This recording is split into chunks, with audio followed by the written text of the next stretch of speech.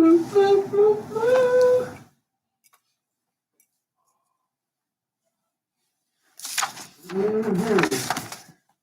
you say? Verizon is too high?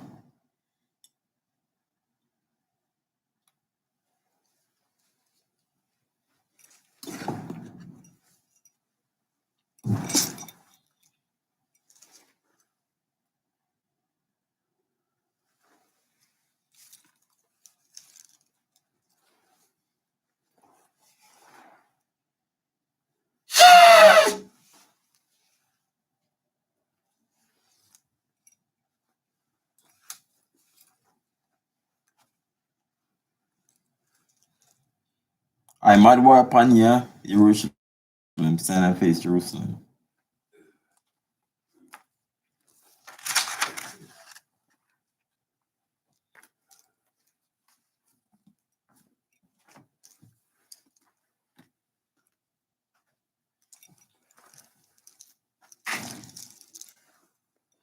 The blessing of the Sabbath. Barakatah Yahweh. Ba'asham. Yahweh Shai. Asherah. Nathanawa. Hashabat. Ba'shalawam. Tawada. Amen. Blessed are you, Yahweh, in the name of Yahweh Shai, that give to us the Sabbath in peace. Thank you, so be it.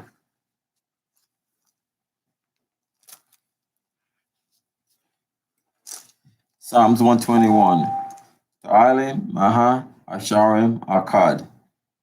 Ania, Arayam, Ayimya, Al, Ahariam, Mayan, Yavoah, Isaiah, Yavoah, Mayahawa, Shasha, Shamayam, Warataza, La'a, Yonathan, Lamawat, Rogalia, Yala'a, Yanawum, Shashamarka, Arna, La'a, Yanawum, Wala'a, Yayashan, Shashamar, Yasharala, Yahawa, Shamaria, Yahawa, Tazalia, Ayel, Yad, Yeminya, Yawamum, Hashamash, La'a, Hakaya, Wayrak, La'a, Balayala,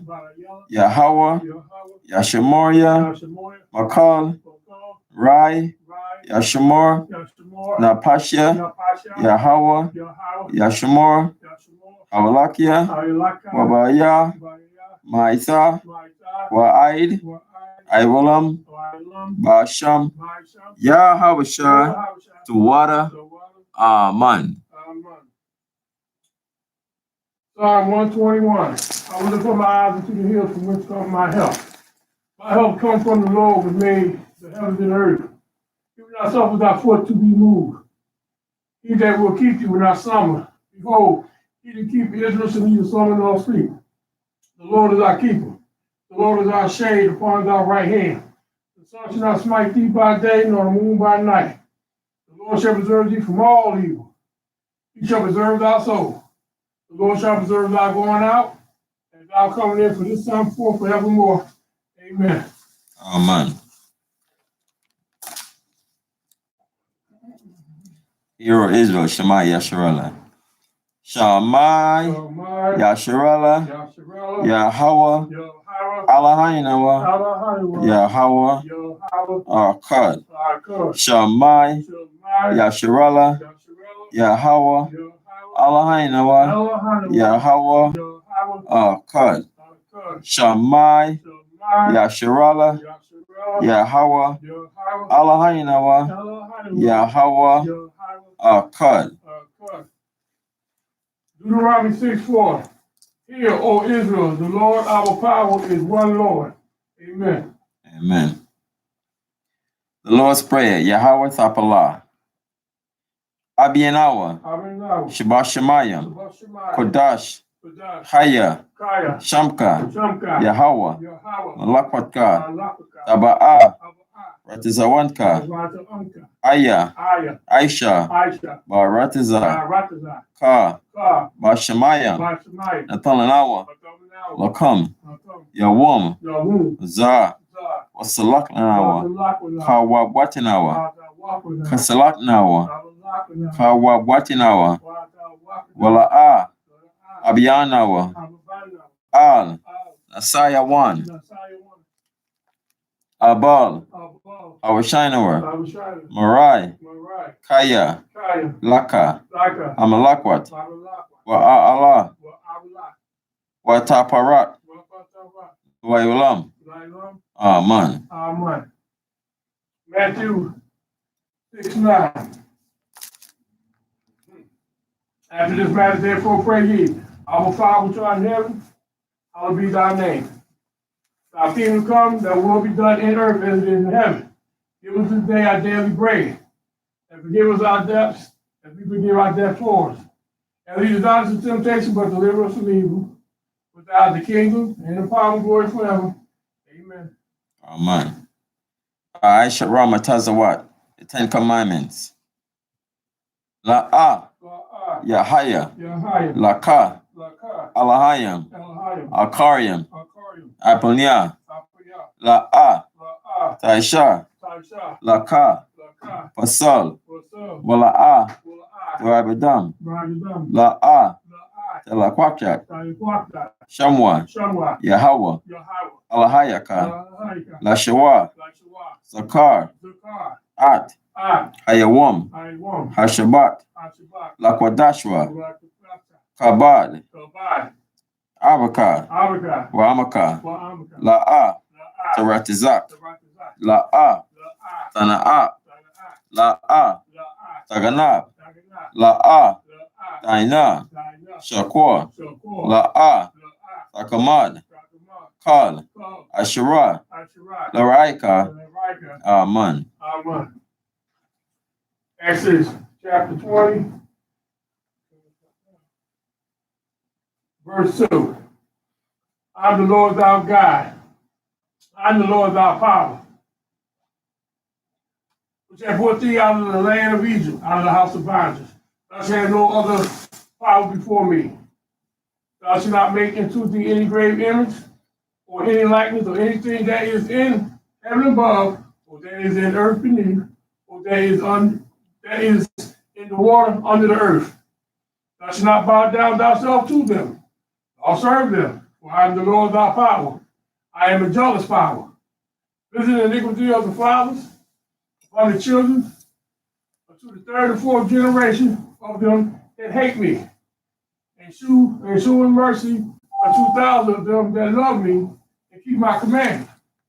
Thou shalt not take the name of the Lord thy power in vain, for the Lord will not hold him guiltless.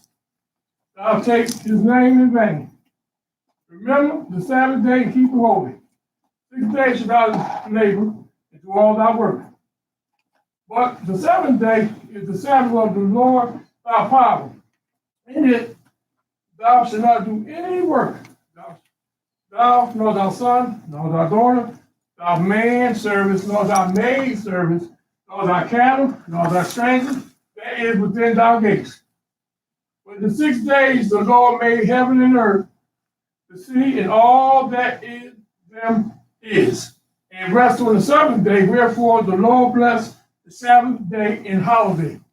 Honor thy father, thy mother, that thy days may be long upon the land which the Lord thy power give thee. Thou shalt not kill. Thou shalt not commit adultery. Thou shalt not steal. Thou shalt not bear false witness against thy neighbor. Thou shalt not covet thy neighbor's house.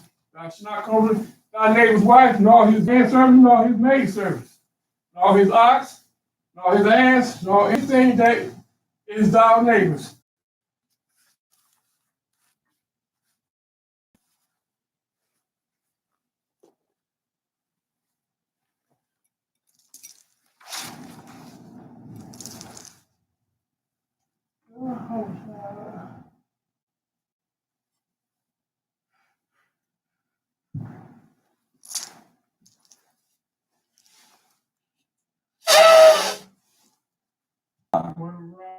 Aliwan, Malak, Shal, Shamayam, Waratizah, Wakal, Dabariam, Kayayam, Wakam, Amashiach, Mayahawa, Adawanawa, Ahabnawa, Apalah, Yeraitizah, Yahawashai, Zakarnawa, Yahawa, Baratazawan, Aimka, Yasha'ala, Izarnawa, Bana, Wasap, Yasha'ala, Al, Nanawa, Yamyan, Aitha, Kayawamyam, Makodam, Babakashah, Shalak, Maakala, Watazwadak, Alahayam, La, Makanawa, Rapanawa, Bashimora, Alnawa, Baikor, Shalak, Haraka, Shah, Yawishai, Lanawa, Lalamadnawa, Rabiam, Kakama, Abawana, Wada'ai, Shal, Abarka, Basham, Yahawashai, Tawada, Tamyad, Waiwalam, Aman. Blessed are you, Yahweh, the great, merciful, mighty, terrible, most high power, King of heaven and earth, and all things living, and also the anointed from Yahweh, our Lord, our friend, the wonderful counselor, Yahweh Shai. Remember us, Yahweh, like the days of. Thank you, always and forever. So be it. Blessed are you, Yahweh. Quran, Zayat,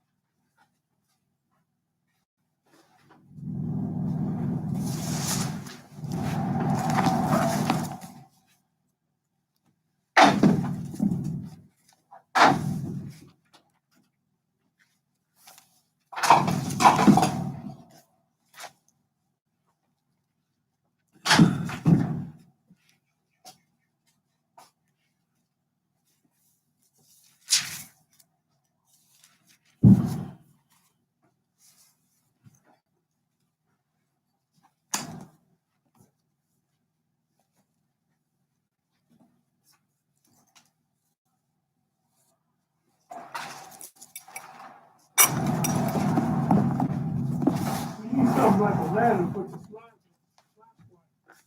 can't reach the top. Hold on right here.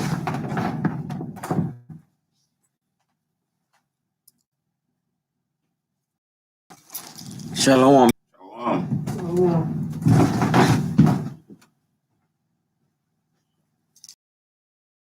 Most High is calling the Black, Hispanic, and Native American. Father is the same to come back to these laws, statutes, and commandment. Because we're the people of the book.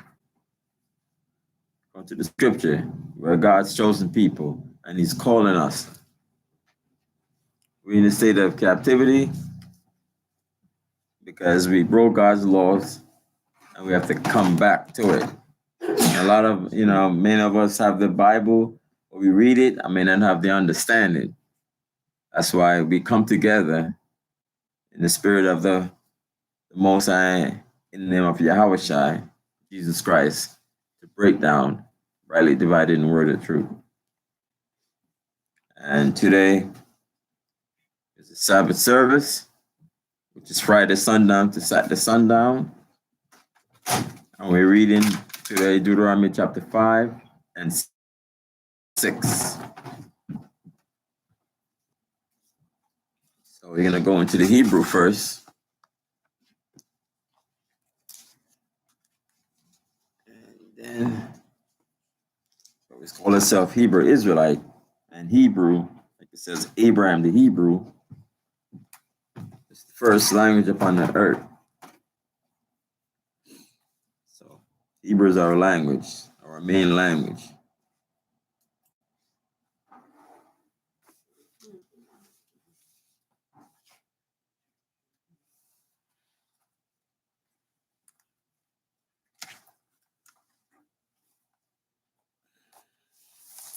So, without further ado, Deuteronomy chapter 5, verse 1.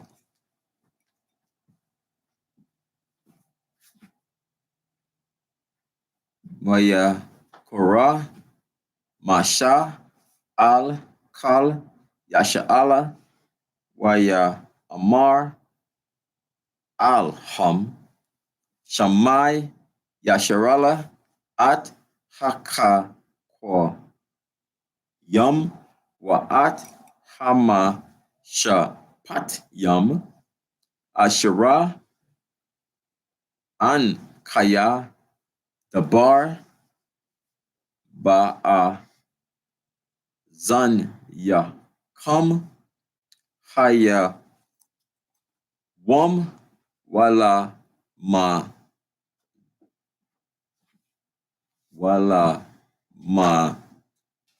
Thumb. A thumb Washa Mar Thumb La I Shatham. Verse 2. Yahweh Allah Hai Yanawa Ka Rat I Manwa Bara Yat Ba Ka Rab. Verse 3. La'a At Ha Bat Ya Nawa Ka Rat Yahweh At Haba Ra Yat Ha Za At Kaya A Than A Tha Nawa Anna Ka Nawa Ala Ha Paha Haya Wom Ka La Nawa Kaya Yum. Verse 4. Pan Yum Bapan Yum Dabar Yahweh I Ma Kum Bahar Ma Tha Waka Ha Ash. Verse 5. An Kaya I Mud Bayan Yahweh wa Bayan Yakam Ba Ait Ha Ha wa Laha Ga Yad La Kam At the Bar Yahweh Kaya Yara Sam Ma Panya Ha Sha Wala Sam Ba Har La Amar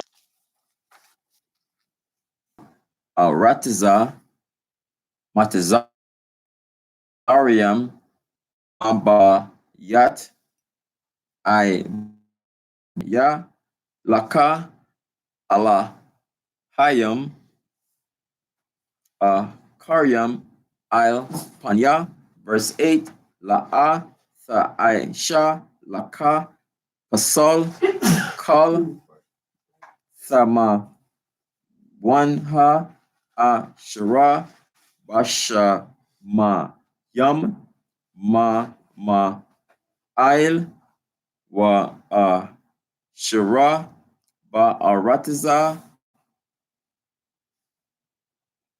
Ma Sa Kat Wa Shara Ba Ma Yam Ma Sa Kat La Aratiza, verse 9, La Tashat Ka Wa Laham Wa Sa Badiam Kaya An Kaya Yahweh Allah Hayaka Al Kwa Na'a Pakwad One Ab Wat Ail Banyam Wa Ail Shala Sha Yam Wa Ail Rab Ayam La Shan Aya, verse 10, Wa Aisha Kasad La Pa Yam La Habia Wa Maria Ma Taza Wat Ya or Ma Taza Wat Wa, verse 11, La Tasha'a At Sham Yahweh Allah Hayaka La Wa Washa Warka Waka Marka Bala Hayaka Masham Bayad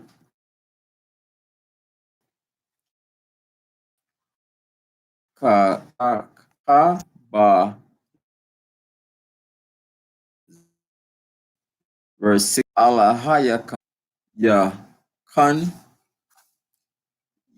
Ya Ma Waka Wa Ma Ain Tab, no, yeah, Laka Ail Ha Da Ma Ha Ashra Yahweh Allah Hayaka Na Than Laka, 17, At the Bar Kam Al Ya Wa Ya Wa Amar Yahweh Al Shammai Thaya At Kowal the Barya Ha Aim Ha Za Ashara the Barwa Al Yaka Ha Yat Yabwa Kal Asherah the Barwa, verse 26, Maya Yathan Waha Yaha La Bab Ma Za Laham La Ya Ra Aha Atya Wala Sha Mar At Kal Ma Taza Wat Ya Kal Ha Yam La Ma'ain Ya Tab Laham Ban Yaham La I Lam, verse 27, Laka Amar Laham Sha Wa Bawa Lakam La Allah La Aha La Ya Kam, verse 28, Wa At Ha Baha I Madya Wa Da Barha Al Yaka At Kal Hama Taza Wa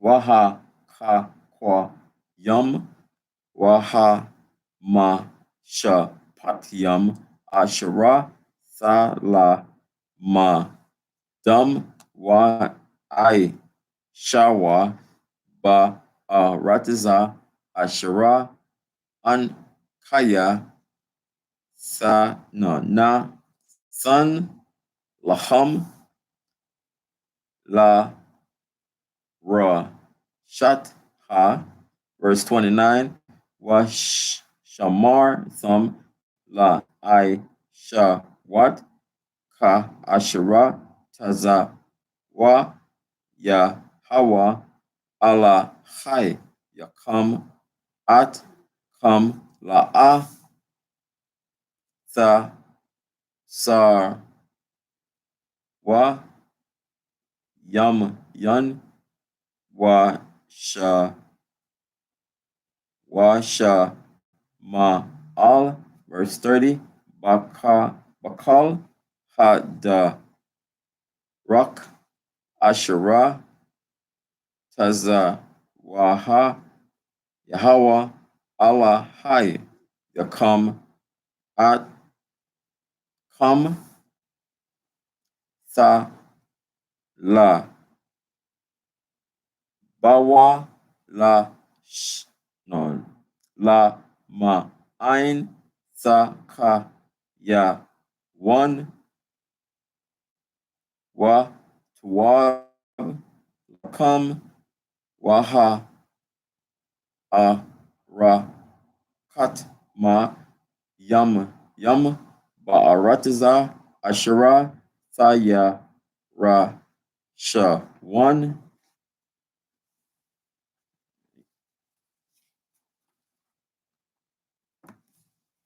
Deuteronomy chapter 5.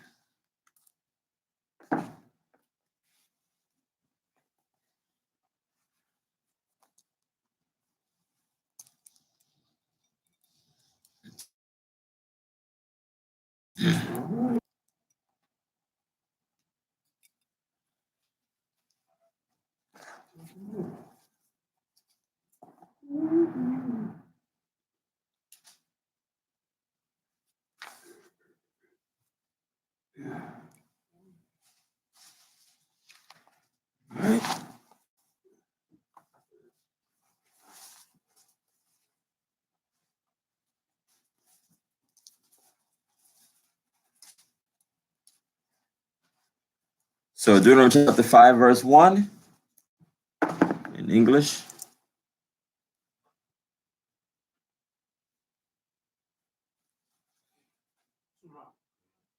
And And Moses called all Israel and said unto them, Hear, O Israel, the statutes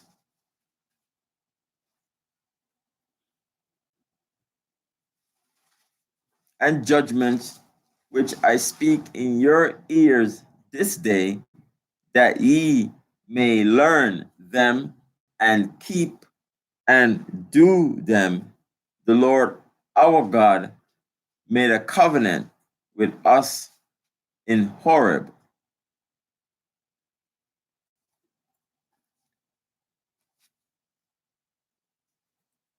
So the Most High only made a covenant with Israel.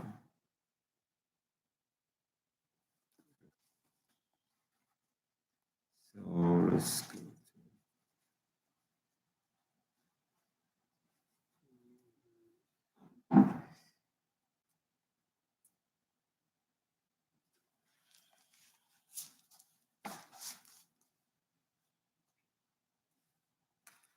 So when we talk about a covenant, the Most High made a covenant with Israel. So verse 2, you could go to Hebrews 8 and 8.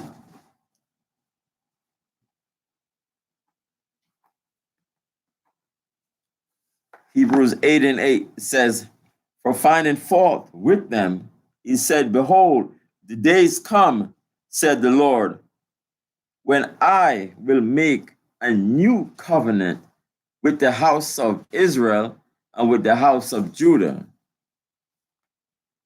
Verse 9, not according to the covenant that I made with them, with their fathers, in the day when I took them by the hand to lead them out of the land of Egypt, because they continued not in my covenant, and I regarded them not, said the Lord.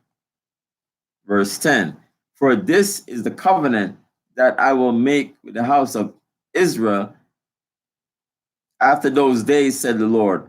I will put my laws into their mind and write them in their hearts. Be to them, like now we're doing the rehearsing the righteous acts, trying to learn the law, statutes, the commandments of the Most High.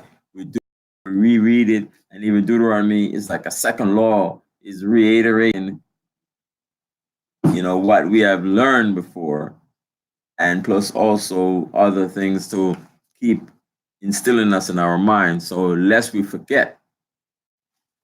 So that's why we keep reading it and studying it, and we going over and over it again, so we never forget. Just like in you go to school, and it says, okay, let's go over what we learned.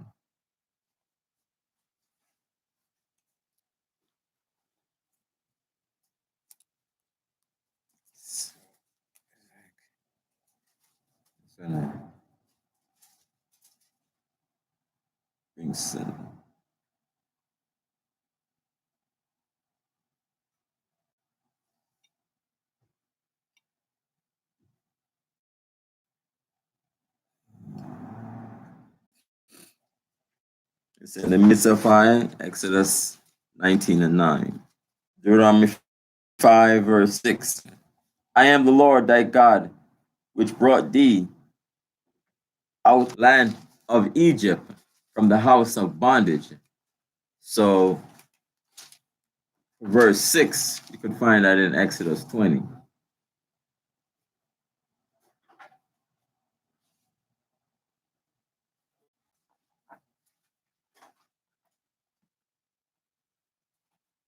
So can I read it for me, please?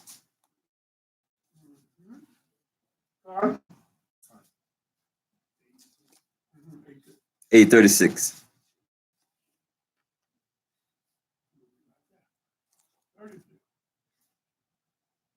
But he that is against me, the devil. 8:36, that was good.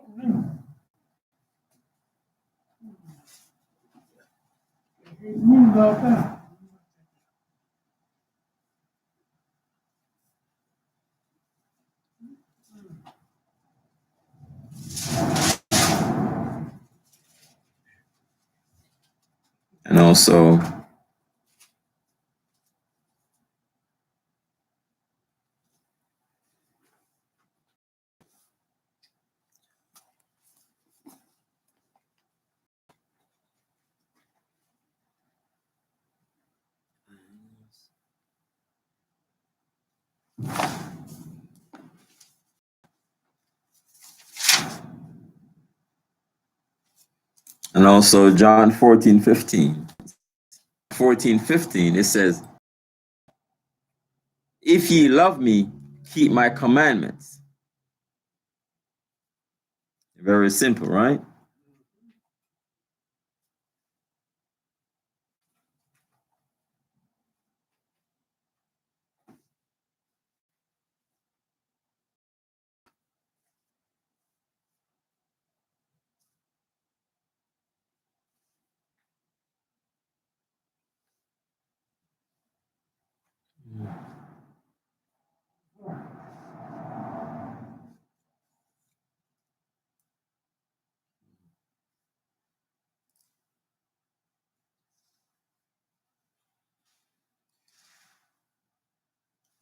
Shucks.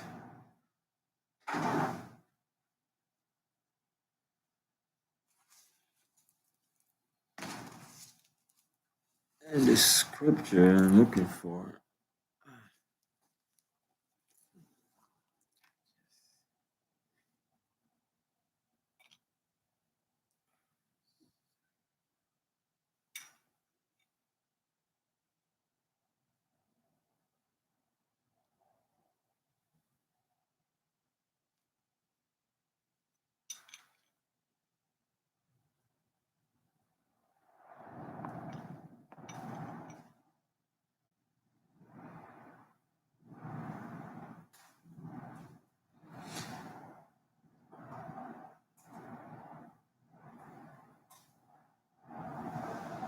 First John 5:3.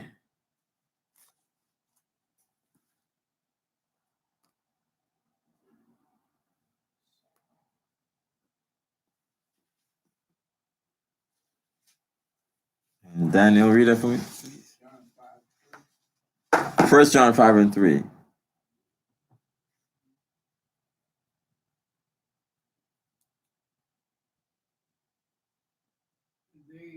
In these lay a great multitude of important flocks. It says First John 5:3.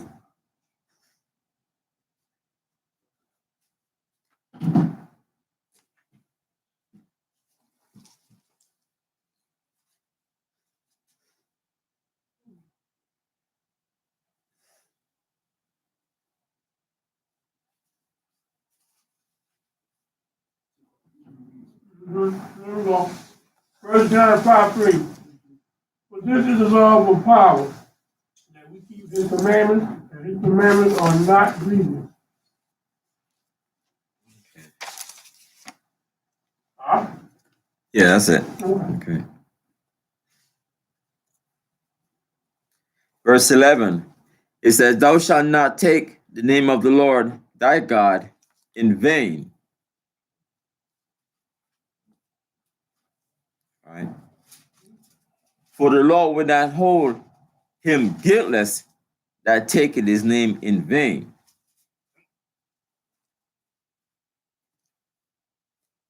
It says, verse 12, it said, keep the Sabbath day to sanctify it, as the Lord thy God had commanded thee.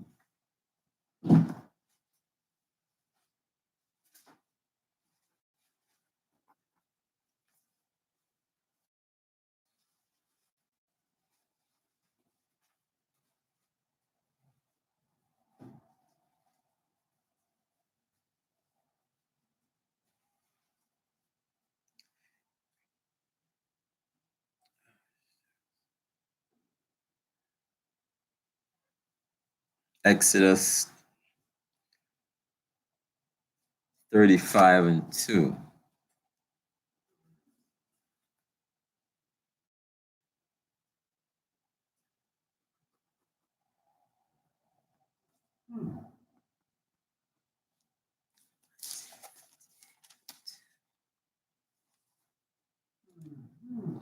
Got an Exodus 36, 35 and 2.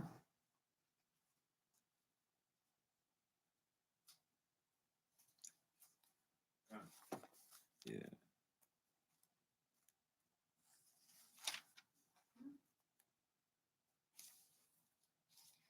Are you ready, Con? Yeah. Exodus 35 and 2. 6 days shall work be done, but on the seventh day there shall be to you an holy day, a Sabbath of rest to the Lord. Whosoever doeth work therein shall be put to death. Ye shall kindle no fire throughout your habitations upon the Sabbath day.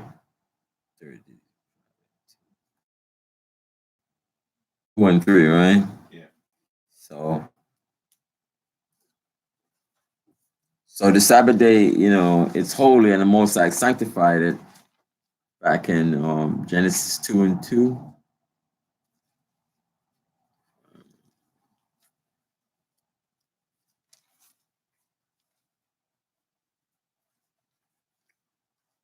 Two and 3. Daniel, can you read that? What verse was that? Genesis 2 and 2 and 3.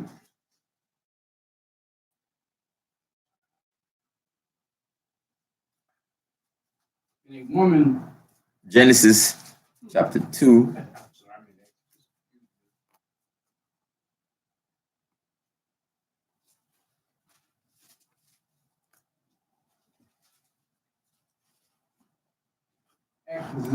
Genesis 2 and 2.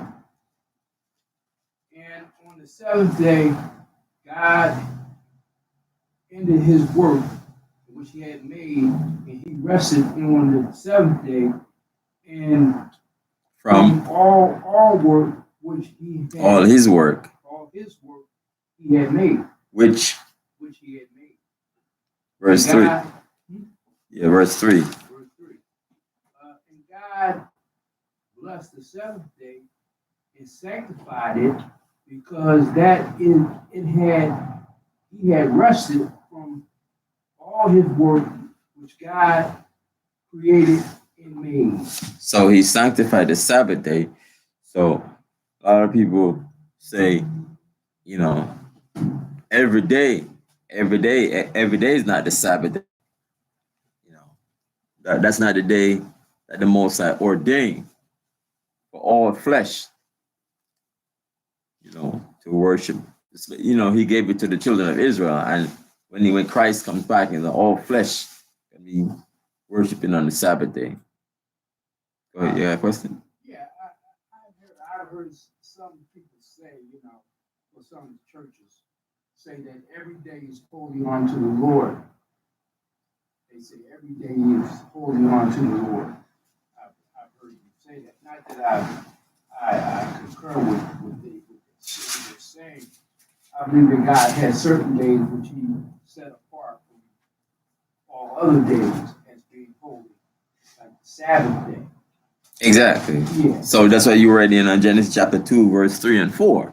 You read that on the seventh day, first day, the Most High this second day, third day, fourth day, fifth day, sixth day, he did all of this. But the seventh day, he rested and he sanctified it. So man should also rest on this day also.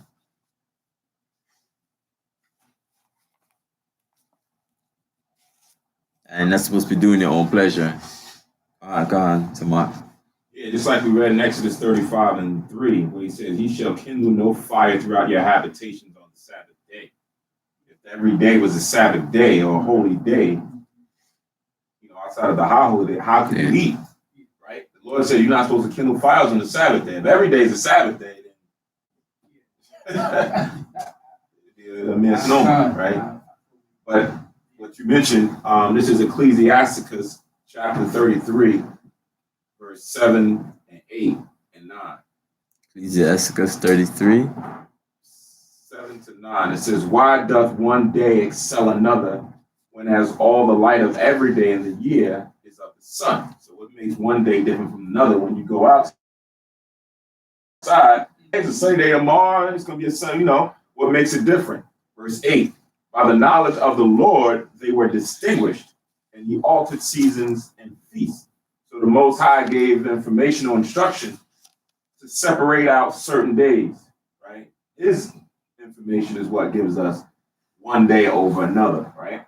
Verse 9, some of them hath he made high days and hallowed them.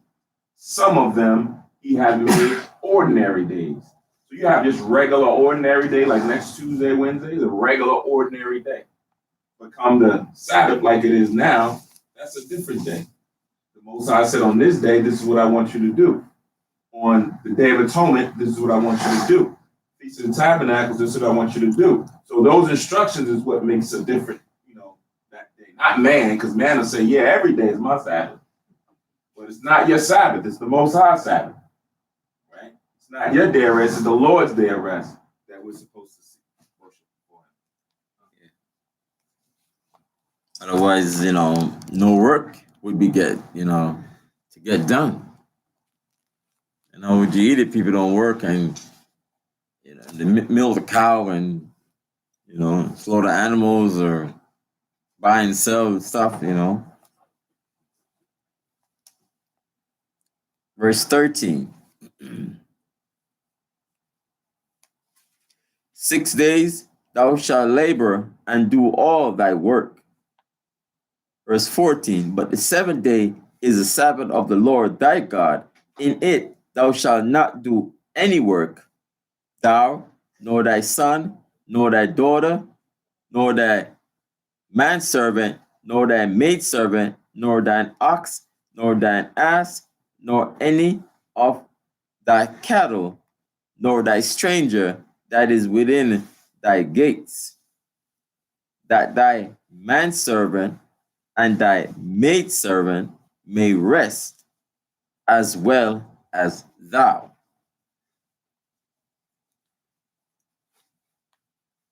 Verse 15. So again, like we mentioned before, when the law was instituted, you didn't have a fullness of everything established where you had a whole bunch of slaves or a whole bunch of servants to say my manservant or my maidservant. Everybody didn't have a manservant or a maidservant. But the law had to be already perfect in order to, when that day came, Yahweh now has a maidservant. She wants to go out there and grow some vegetables or something in the backyard for you. And she's out there tilling the ground. You got to say, listen, you got to stop that. You can't be out there because this is the Sabbath day. And this is now how I run my house. So you can't be out here doing that under my guidance and supervision. So that servant is also going to get a rest day along with us getting a rest day. Yeah. Right? The law is for us. However, those who are now following up under us has got to adhere to the same laws as well. Yeah, because sometimes even here is like, they encourage you to break the Sabbath or break every day, and some workers want to go and they encourage you to do overtime to work on the Sabbath day and all kind of days, and people want to work and say, yeah, I want to work to make extra money. So even with the Sabbath day, there's not going to be any extra money, no work going to be done for anybody. Yeah. And so it's like we live in a community amongst each other. So it's not like saying we're gonna need something and we gotta go there and buy it because other people are gonna be around us. So it's like, oh, I forgot to get this before the Sabbath. Some water, some milk, or some kind of little food. The next door neighbor can able to help you for that. So used to be in the past, somebody go borrow some sugar, borrow some flour, Can't be a nuisance, but that's how we used to do, at least back in, my projects, people knocking you down. You got 2 eggs. I don't have no eggs. I'm making something over here and I ran out of eggs and stores are closed. I can't get anything. And I borrow some eggs. He's like, all right, here, I get you 2 eggs. Give him 2 eggs, whatever. Or sometimes you probably just have enough for yourself. You're enough for your family, and there's a guest coming. You're like, oh, we don't have extra, I just have enough. So somebody can help you out. When the Sabbath is over, you can always repay them back. Verse 15. And remember that thou was a servant in the land of Egypt. So we got to remember, we work hard and we work and we work and we work and we work. So as a servant, we definitely could do that rest, to use that rest. Or the Egyptian work us. So just like how, is you elevate to a certain position, is that, oh yeah, I started out mopping and a dishwasher and everything like that, and then you know that they need a rest too. Cease from everything. That rest, put the mop down, put all that stuff and cleaning, no matter if you see something out there, whatever, you want to go and work it, It's like, no, you got to stop from all of that. Even at a time, an example, the most I gave us twice the amount before the Sabbath day, that we won't lack anything on the Sabbath day, that we had twice the amount of food to eat and all our needs. So back in verse 15, and remember that thou was a servant in the land of Egypt, that the Lord thy God brought thee out thence through a mighty hand and by a stretched out arm. Therefore the Lord thy God commanded thee to keep the Sabbath day. Verse 16, honor thy father and thy mother, as the Lord thy God had commanded thee, that thy days may be prolonged, and that it may go well with thee in the land which the Lord thy God giveth thee. So you have to honor your mother and your father. Show them high respect.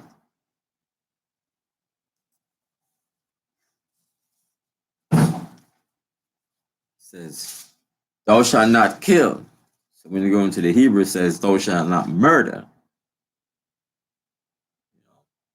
We have in a law about,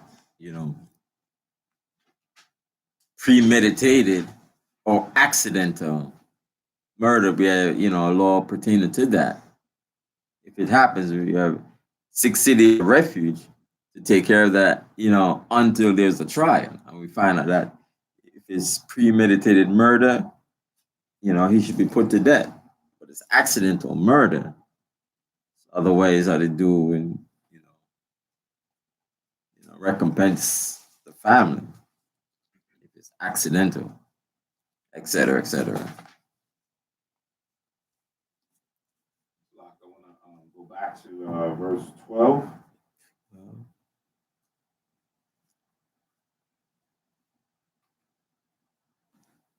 Honor thy father and thy mother, that thy days may be long upon the. I'm going to go to Ecclesiasticus in the Apocrypha.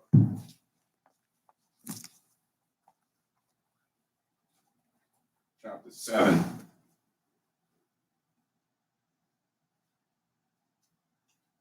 Verse 27 and 28. So this is Ecclesiasticus chapter 7, verse 27 and 28. It says, honor thy father with thy whole heart, and forget not the sorrows of thy mother.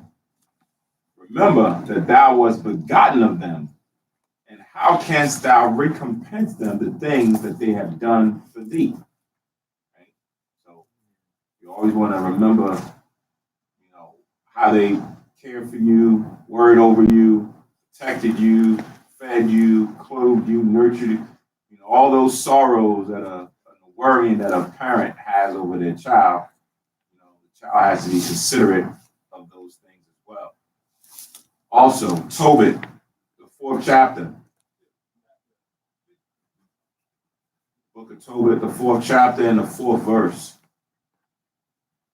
I'm sorry, the 3rd verse. 4th chapter, 3rd verse.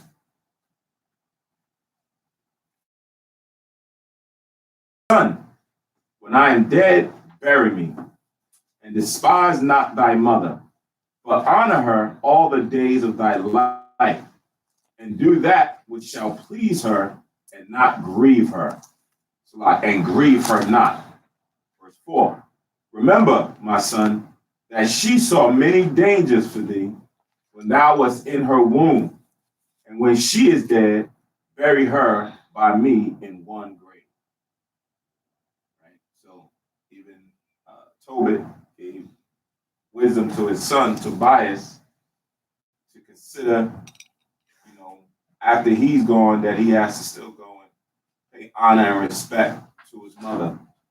Right? And then actually, as you read on in that chapter, it says, my son, verse 5, be mindful of the Lord our God all thy days, and let not thy will be set to sin or to transgress his commandments. Do uprightly all thy life long, and follow not the ways of unrighteousness. Because sometimes people get honor thy father and thy mother misconstrued into believing that whatever it is that they say, you do, right? But the next verse in there says that we're supposed to be upright all the days of our life and not sin. So if your parent or your mother or father instructs you to go and do something that's sinful, you now have a high authority that supersedes your mother and father, and you can't do that, right? Yeah. And even in that, you're showing honor to them, because we're supposed to love our neighbor as we love ourselves, as we love the Most High. So if your parent or someone is instructing you to do something that's according or not according to the Most High, you say, no, I can't do that because the Most High says such and such and such and such. That's still showing them love to be able to show them the right way or the error in their way of what they're doing, right? But, I remember when I came into the truth, I was overzealous. I got into a tiff with my parents about not teaching me some of these things, and it became a thing. And it was like, all right, forget it. Don't call me no more. Like, they just got all like I was a bit much. And then think about it, like, understand the scriptures, understand, those who are ignorant, you gotta be patient with them, so forth and so on. And then, I called them back. Apologized. I kind of gave him understanding of where I was coming from, why I was frustrated, blah, blah, blah. And he was like, nah, but if you feel that way, don't call. I was like, nah, I'm going to still call and check up on you. I'm going to still, do the things that's necessary for me to do, to help you out. You need this, you need somebody to come and do this, you need, I'm going to still do those things, right? But as far as the things that goes against the Lord, I can't partake of that. So I'm not coming to your Christmas thing no more. I ain't coming to your Thanksgiving. I ain't doing those things, right? To this day, I still get from my pop, Dad, you ain't even call me on Father's Day. Dad, I don't do Father's Day, right? Every year I don't do Father's Day. But outside of that, I could do, every day is Father's Day. I could do whatever it is that you. So that type of respect that was given to them is what, we still continue to do, right? Especially if they was in the truth.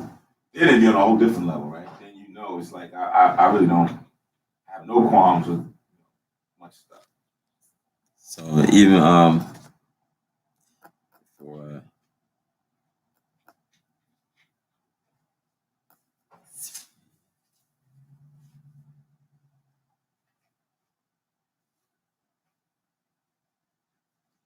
Ecclesiasticus 3 verse 6. What is it for? Yeah, pertain to the same thing also. Oh, okay. Yeah, you could read the whole chapter. It's very interesting. So Ecclesiasticus 3 verse 6. Zakar?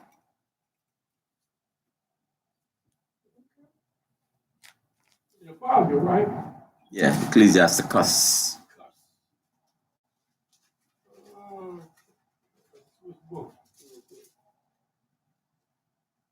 Because even when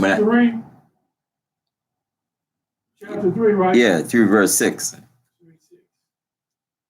It says, he that honors his father shall have a long life. And he that is disobedient to He that is obedient to the Lord shall be a comfort to his mother. So, long life, he that honored his fathers, have a long life, right? You know, sometimes you see people disrespecting their mother and father, and you can't be doing that. Yes, ma'am. It says a long life, right? Long life.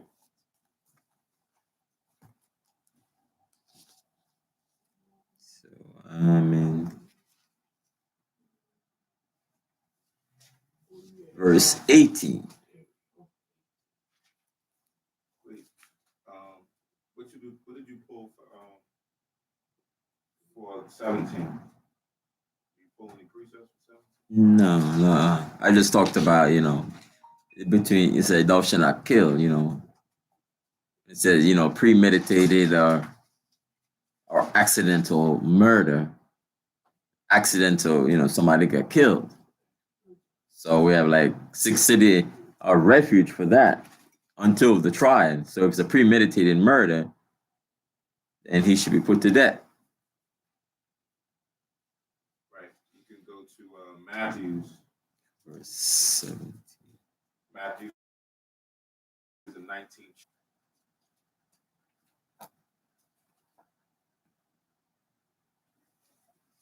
And for what, 17? This is for 17.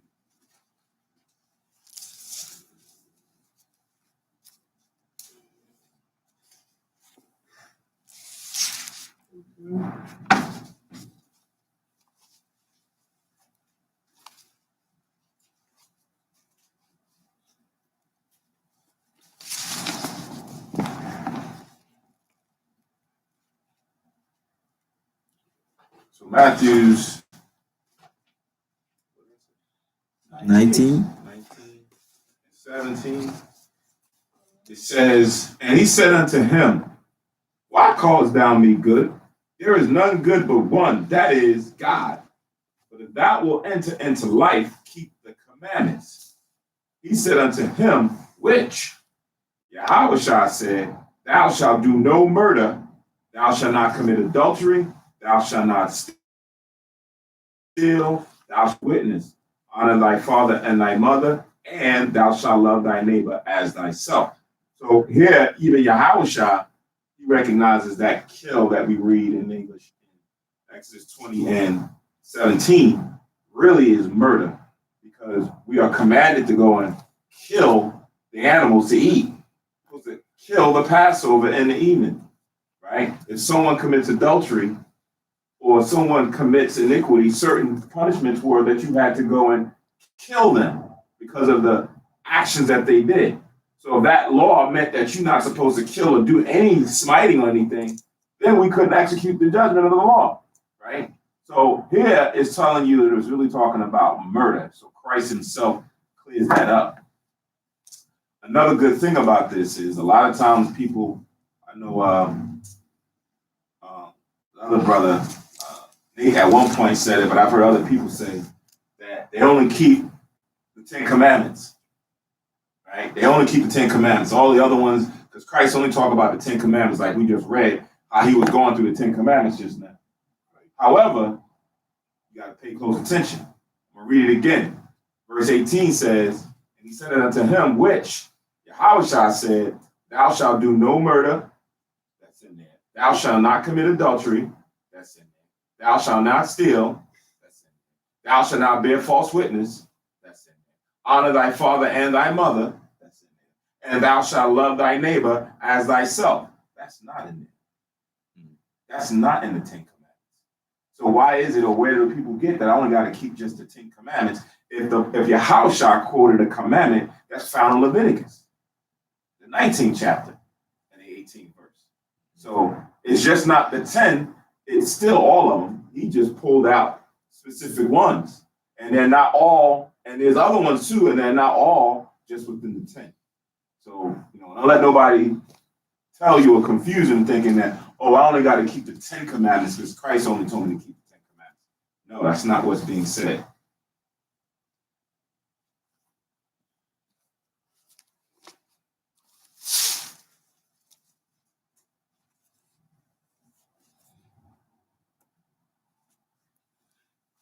verse 18.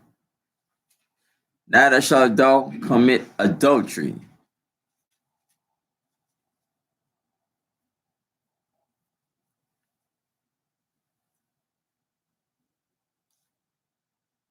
So,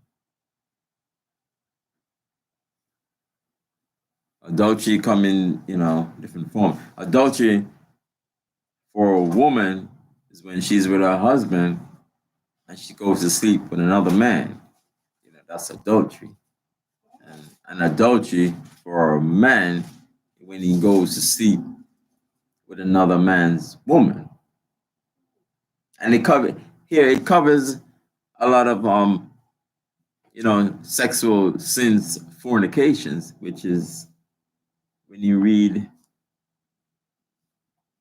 verse 18, when you read Leviticus 18, I remember.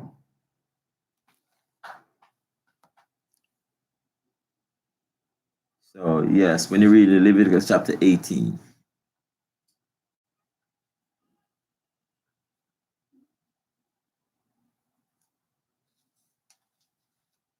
These were a lot of fornication, unlawful sexual acts.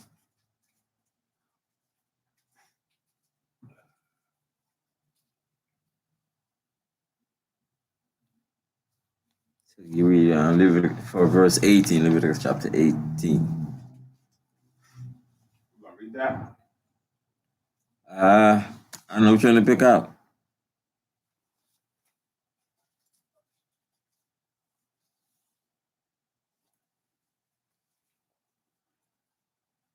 So even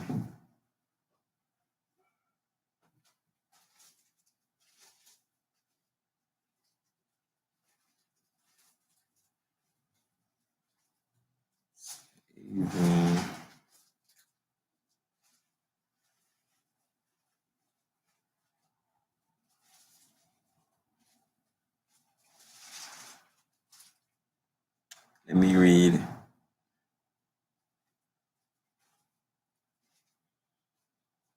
Let me read 1 Corinthians 5:1 before. 1 Corinthians 5:1. Yeah.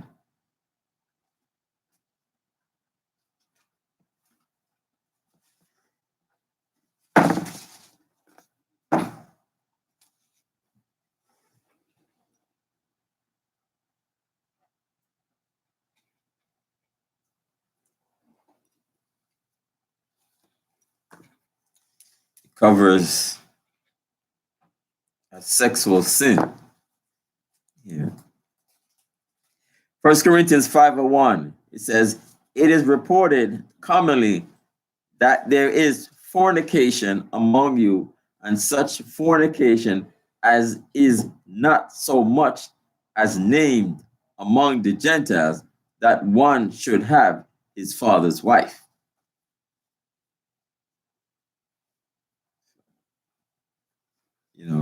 Because she's just, your stepmother or your mother.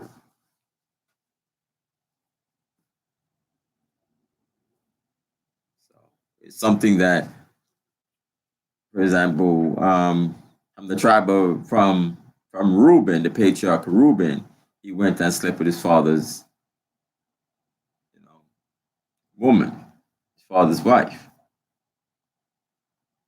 So when you go back to Leviticus chapter 18, see a lot of unlawful sexual sins.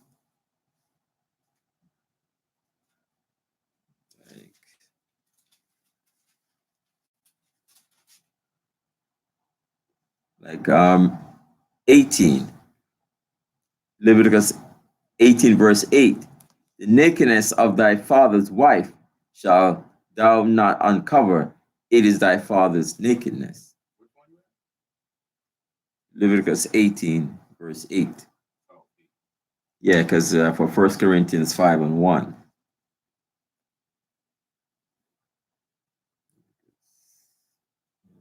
Oh, 18 verse 8. On to Mark. Yeah, Mark. Mark, 10th chapter.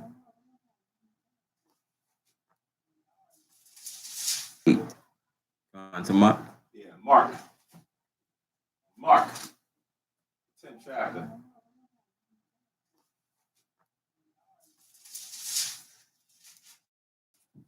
I'm going to read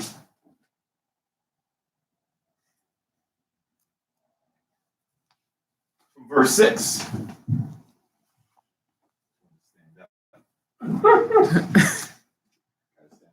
So this is Mark 10 and 6. It says, but from the beginning of the creation, God made them male and female. For this cause shall a man leave his father and mother and cleave to his wife, and they twain shall be one flesh. So then there are no more twain, but one flesh. What therefore Yahweh have joined together, let no man put asunder, meaning to divide or destroy, right? Verse 10. And in the house his disciples asked him again of the same matter. And he said unto them, whosoever shall put away his wife and marry another committeth adultery against her. Right? So here it is. You know, we're talking about what adultery fits into the realm of. Here it is, a man who has a wife, but then he puts her away and then goes and marries somebody else. The Most High just said, What do you mean put her away? divorce her. Oh, okay. Right? Read it again. And he said unto them, whosoever shall put away his wife and marry another committed adultery against her. Right? So that's something that, because remember, we just read what the Most High said when they are now brought together, let no man put asunder. No man should be just going to these doggone divorce lawyers.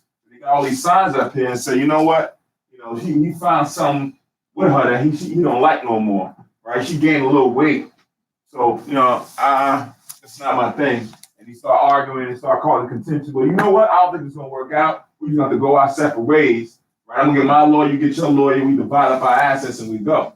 Mosiah said, nah, once you do that, it's like you now commit adultery as the man.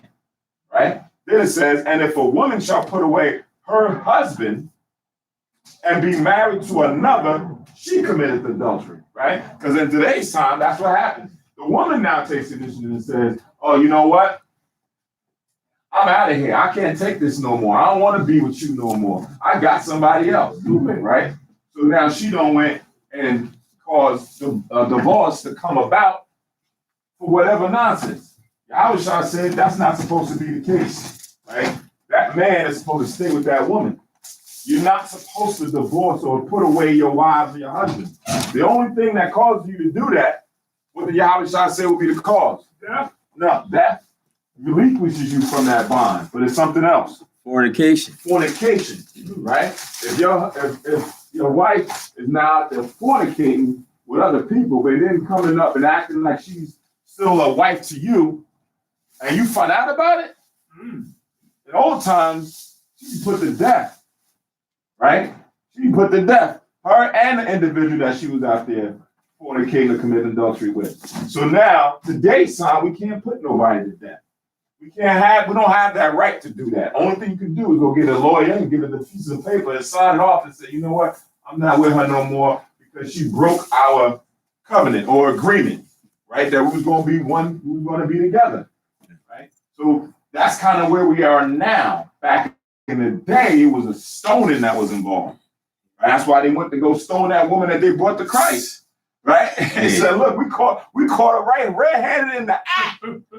Right? What say you, Messiah? Like you got all this. What say you? Because we know what the law say. Right? Let's go. Let's go. And Yahushua that he who that sin cast the first stone. Because all of them was worthy for death themselves at the sin that they did. And you start dropping their rock. Right? Remember, you reap what you sow.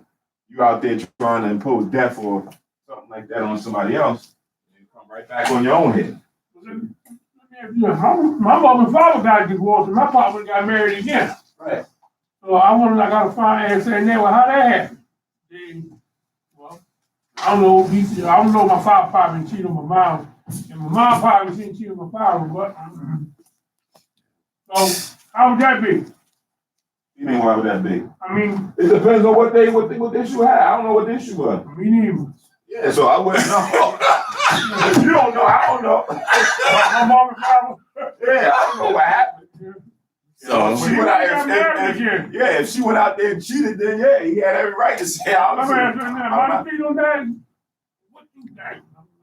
yeah, because even with your mother and father, you don't want to get in their business. No, right? No. You don't want to, nothing like that. have them under inquisition and all of that stuff. That's their business. Yeah, well, back then, but not now. She said you pay anything. And then it also says if you marry somebody that's put away, you committed adultery. Mm-hmm. Right? That person like you was married to this woman, and for whatever reason she went out there and fornicated. Now I broke that bond between you. You say, you know what? I can't deal with you no more. I'm out. Right? And now somebody else see her and say, oh, I'm gonna go marry her. No, you can't marry her. She put away. That sin that she did was unrighteous, so she can't be with nobody else. That means she cheated on him.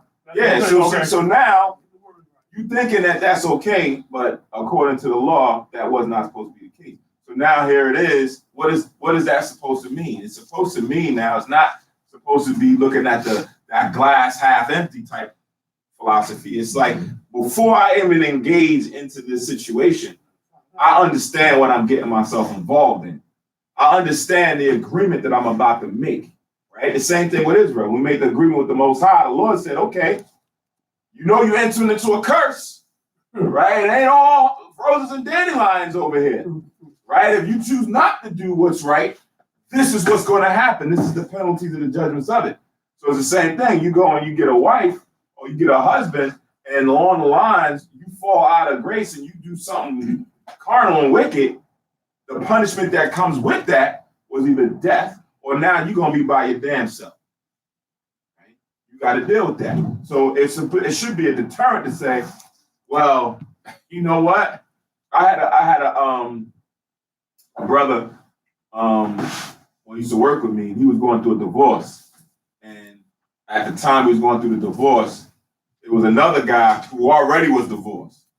And he was dealing with the child support, the alimony, all that stuff. And he used to kept telling us, like, listen, man, I'm going to tell you right now, it's cheaper to keep her. You might as well just stay with it. You think you're going to get possible? It's cheaper to keep her. He kept saying that. And then after a while, you find out the same thing. He said, you know what, I should listen to such and such. This is a damn headache right now. Right? I ain't finding something else. I should have just worked it out. Right? But now with the knowledge of the Lord, if both of you are in tune with that, it makes it easier. Because even when you do have issues, like it tells in Corinthians, you just separate for a period of time. You don't be with nobody. It's not a separation where you can start dating on your own and go, nah, you separated, you gotta figure yourself out. You're figuring himself out, and then later on, within the weeks, months, whatever that is, y'all can come back and figure it out together and then move forward. Yeah, because I saw this church I want to name the church. The leader was saying that, yes, this woman was in a multiple wife. She was one of the wives of a man. And she's like, she said, it's not working out. And then she want to come to their congregation. And the guy said, like, she has to stay by herself. What are we gonna do with her? She has to stay by herself. So, and he's like, you think a lot of these women are gonna stay by themselves? They're gonna go in there and find another man. Yeah, of course. Easily. Overnight. These women ain't no damn good. And even sometimes too, is like our brother was talking about, yes, this woman, an Israelite man, an Israelite woman, they're together. And all of a sudden, they're not together anymore. And she goes to another congregation, and she's looking at her husband. So this guy's like, he becomes her husband now. And he realized that she was a wife of another man, of an Israelite man in another congregation. So it's like when we start to come together or communicate with each other with different congregation, to find out, where you're from, who you're dealing with, and so on and so forth. So you just can just go to another congregation. Oh, I'm fresh. I have nobody. I'm looking at a husband. And to go from congregation to congregation to congregation, Israelite congregation, to looking at a husband. Yeah, consummate. But there's been cases sometimes where the split has been over nonsense, where both parties kind of are treacherous for themselves to be involved in that situation, and they didn't come into the union with wisdom, and it causes, it's just toxic. So then the leaves, and especially if the man like forces this person out, they just doing saying it's not dealing with it in the right way. Now and today, if the man like forces this person out, they just doing saying it's not dealing with it in the right way. Now in today's time, it's like how much level of grace is there when you have that, and this woman who probably didn't do much wrong in this scenario is now driven out, and now her judgment, her punishment is now she has to be by herself because of the ignorance of the man, or the foolishness of the man. And now he went and said, I don't want to deal with you no more, and wrote off. And now it's like, what am because of him, am I now supposed to be by myself because of his ignorance? Like, that's kind of where you start looking at, you have to kind of look at things with a temperate, patient mind, with grace, to say, okay, well, I don't foresee that person just stand by. They're gonna go and find somebody else, right? They're gonna go, But I'm not talking about in the world. I'm talking about in the truth. Like, people gonna go and find somebody. Yeah, and it's like the person, probably the truth. No, not I'm talking about in the world. Yeah, that's and they involved with somebody, they doing certain things overnight. That too. Yeah, in the world, but it's like in the truth, it's like, people like, yeah, they were together for a while. Israelite man, Israelite woman, a whole lot of pictures and children and so on and so forth. And then they're gonna split up like that and go to not a congregation. Yeah, isn't that your husband? We know him from that group and so on and so forth. It's like, oh man, it's a really tough call for her to be like one another Israelite man in another congregation. It's a tough thing. I mean, he never read these verses that we just read. Ain't nobody read them. Me either, boy. Telling you, my man right here pulling them out. You know they ain't read them. They from the street, but we ain't read them either. He just they never read. You know what I mean? In the circle, about 4 or 5 of these. You know about having multiple wives, though. Yeah. Yeah, that's big. Yeah. So wait a minute. I'm just gonna stay with you, baby. So you all have 3 or 4 wives, but that's not having adultery right there? Well, Deuteronomy 21:15. Say what? Deuteronomy 21:15. But Jesus spoke out against multiple wives, though. He did? Testament. When? Where he said it wasn't so from the beginning. He didn't speak out against multiple wives. He spoke out about as far as with divorce. That's what he was talking about, divorce. Well, we got to read that again. Yeah, we just read it as you was coming in. He said something about Adam and Eve from the beginning. Right. Divorce. The topic was divorce. They asked him about divorce. So I missed that. Yeah, you missed that. Yeah, you missed that part. Tuesday night's class. Yeah. All right, man. Or the break. Yeah. Yeah. Read Matthew 25:1. If a man have 2 wives, one beloved and the other hated, and they have borne him children, both the beloved and the hated, and if the firstborn son be hers that was hated, then it shall be when he makes his sons to inherit that which he has, that he may not make the son of the beloved firstborn before the son of the hated, which is indeed the firstborn. All right. It's like Abraham. Remember he had Hagar. Then who that's gonna have a baby? His wife. How they go? I'm just asking. Yeah. So if you want to say, Yeah, I'm gonna be asking, man, because I don't know. yeah, I mean, Ask right now, I will never find out. yeah, it's like Gabar. It's like a parable. This is a parable of something. A parable is like using something that we know about to speak about something otherwise. Who was it? Deuteronomy 21 and 15. But the parable, like Matthew 25 and 1, right? Because, back in the day, we had, King Solomon, he had 700 wives and 300 concubines, and King David had 8 wives. I think it's like 8 wives and 10 concubines, and so on and so forth. We have Gideon, he had like 70 sons. Until eventually one more after that is another story. Is another story in that. So it's not this one woman having 70 sons, et cetera, et cetera. You're going. Why what's the IUIC? Why they speak out against it then? The same way that the Ben and them speak out and keeping the new moon. Well, I talked to him last night. Everybody got that. He said no, they keep the new moon. Oh, they do now? Yeah. Oh, that's what's up. Right. I felt funny. Who is that?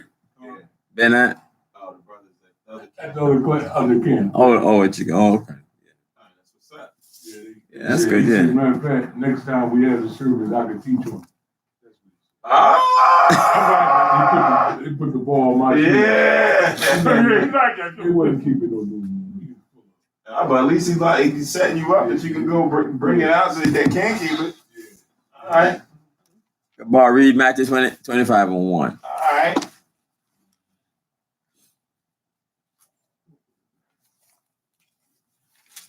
It's like I said, a parable is something that we can use in everyday life, or we know of the situation, and to bring it to another level with it. It says, then shall the kingdom of heaven be likened unto 10 virgins, which took their lamps and went forth to meet the bridegroom. Okay, so I'm not gonna go into all of it, but it's like, okay, 10 virgins gonna meet a bridegroom, right? 1. So he's using an example, so it's like he didn't speak against, multiple wives. So we could talk about this during the break. This is in the gospel. Because I misunderstood what he was talking about, because that's the way I interpret that. He was saying it wasn't like that from the beginning. Yeah, but Matthew 5:17. They not that I come to destroy the law or the prophets. Right. So what laws is in there? Saying he ain't come to destroy laws pertaining to having more than one wife. Is there a law that says that? He just read it in 21. If a man have 2 wives, You just read it. we just read it. He just read They it. just mentioned it. They didn't say it was a law. No, that's the law. He was reading the law. That's the law about having multiple wives. And then what happens when you have more than one wife and you have children and things go down? You want to show favoritism over there. This is the law that's in there. Oh, that's okay. Yeah. Go back and see. Deuteronomy 21:15. Okay, that's what I just read, right? Mm-hmm. And on your spare time, you read Isaiah 4 and 1. Isaiah 4 and 1. 4:1. Okay, let's go back to verse 19. 19, yes. 19. Yeah, you gotta explain this to me. I'm sorry I can't catch this quick as y'all can. That's why I asked you tomorrow when you buy yourself something. I mean, IUIC, they do say, they give you a reason why you can't have more than one wife today. He said the average man can't afford to take care of one wife. So I understand why they're saying you can't have more than one wife. But what if you're not the average man and you have enough finances to take care of more than one one wife. But they're saying that the average man don't have no. Okay, but what if you're not average? Well, I guess you can have more than one wife. Okay, then, right? So there you go. I guess they just give an example for the poor men in the country. That would be the same thing in the Old Testament. I'm pretty sure any man who didn't have it wasn't going to go out there and put himself in a bind where it's like, you know, I have one wife, man, I'm struggling. I don't even have enough to take care of myself and my family. I'm going to go get another one and put myself in the poorhouse. No, a man of wisdom wouldn't do it. Yeah, because even Proverbs 31, women work. She worked. So, she didn't just like stay home and do nothing. She worked. So it was a woman and a man, and she wanted to marry this man who's already married. Then it's cool because he ain't got to take care of her, so he can sign her in as one of his wives. Right, but what does IUIC say? That we never put that question to him, but I guess assuming that he ain't got to take care of her because she got her own, I guess it would be cool because their main concern was that the man has to take care of each woman. But if this woman is willing to take care of herself, she just wants his name, then I guess sex, then you can do it to her. They'll say no. I don't think so. I know, yeah. Yeah, they'll say no. The man not supposed to have more than one wife. Because they say also that, oh yes, not now, but in the kingdom is gonna happen. But these are saying something, take away reproach. What is a reproach? Like back in the gospel, take my reproach from among men by having John the Baptist. There's a reproach, a shame. So in the kingdom,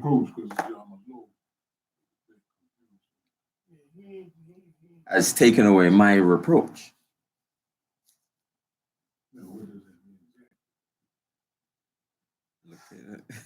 I don't think it was like you just said, it was average.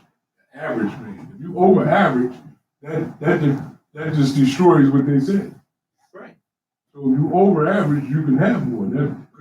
Right, but they're not saying that. They're not saying that only certain men can have more than one wife. They're saying, man, we shouldn't have more than one wife, period, in these last days. But they give them the reason why. Right, but you can't give a reason as to say it's a principle, right? Like the law is the law. Like, so the Most High, like the Lord is allowing you to have more than one wife. But then he's like, guess what? I'm now understanding that what if you got 2 wives or 3 wives and you love one than the other?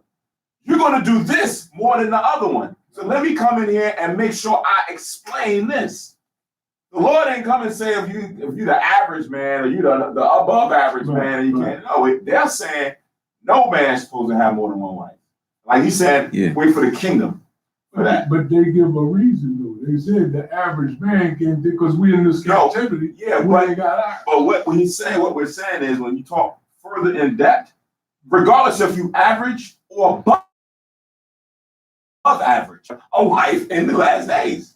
That's the thing. The New Testament, according to what they break it down, the New Testament says no man should have more than one wife.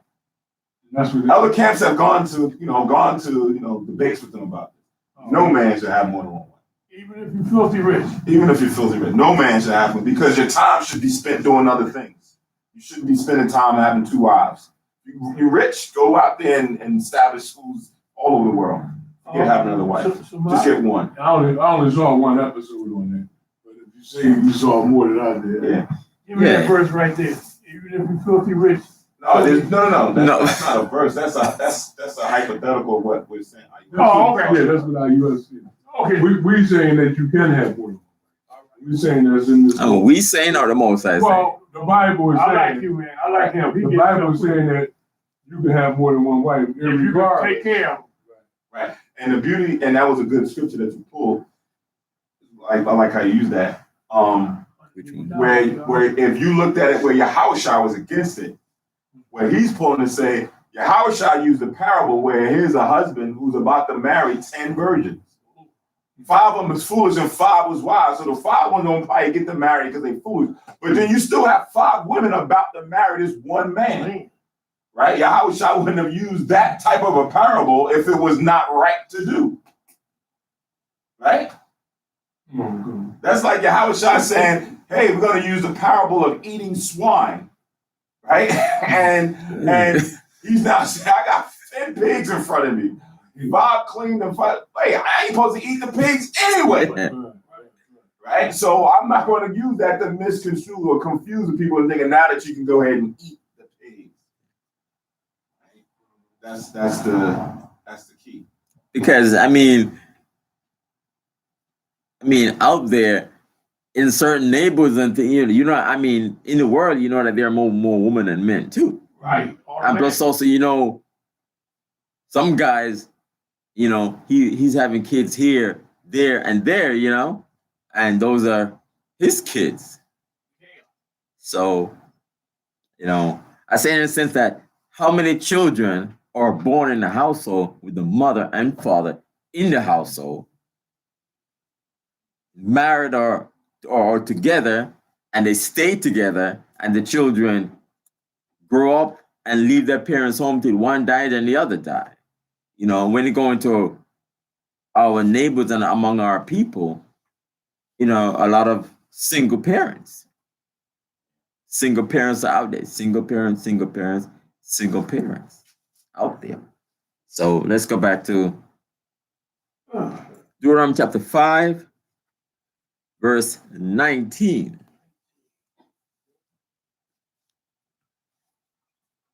Neither shalt thou steal.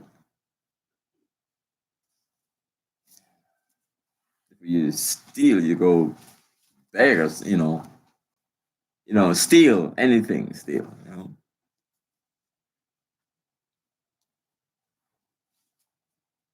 People say, a lot of our people, some of you caught up in certain things or stealing to, for food or something like that, and you end up getting like 6 months to a year or even 5 years for it.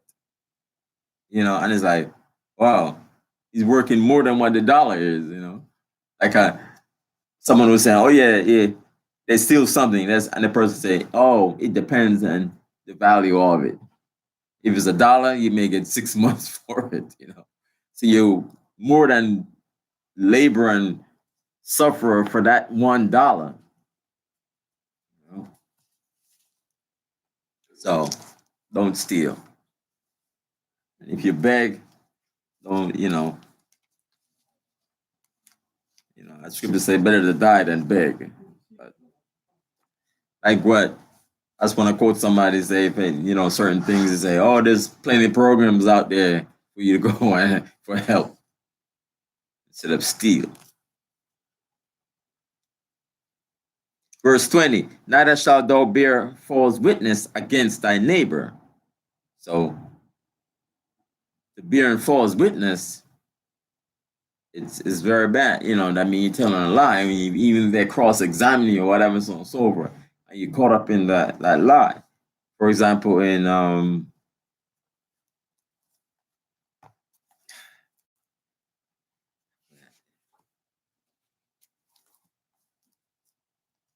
if I can find it very quickly. History of Susanna, right? That the two men, when they cross-examined and they found out that, them to be liars. Because they were in love with her so much that this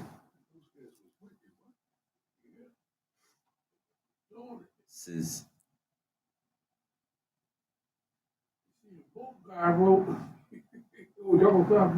so history of Susanna.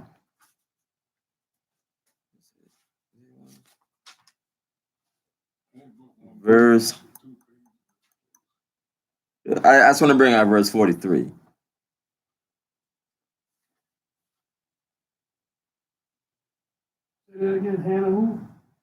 History of Susanna. Because they see this man's wife and they both want to sleep with her. Right? So yeah, that's want to bear a false witness. It says verse 43, it says, thou knowest that they have borne false witness against me, and behold, I must die. whereas I never did such things as these men have maliciously invented against me. So that's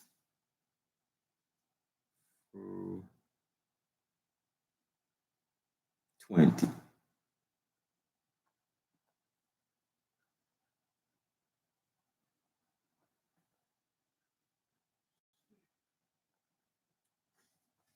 History of Susanna, That one verse Kings. 43.